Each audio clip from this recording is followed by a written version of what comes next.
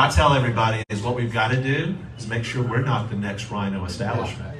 That's what I'm most scared of. Term limits. Term limits. And what we teach up in Greenville, the very first thing we did, I mean, some of the people were ECs of the precincts forever, 20 years. And I'm like, you know, the problem was that's why they didn't get out into the neighborhoods to tell anybody about it. Because they were elected EC or president. Really, the presidents didn't do anything. They were elected EC.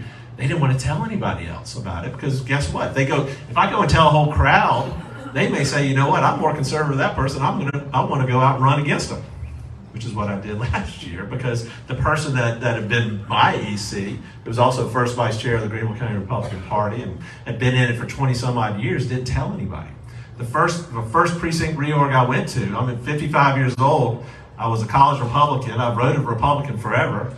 I never heard of reorg. I mean, I'm like, why had I never heard about this thing? I went to it, and the first, you know, there was 4 or 5 of us there. I went to it, and we elected the person to be EC. She wasn't even at the meeting. I voted for who I was told to vote for. I didn't know any better. Ask questions, challenge people, always push back. But one of the things I was going to say, we teach people in Greenville, first thing your first job is find your replacement.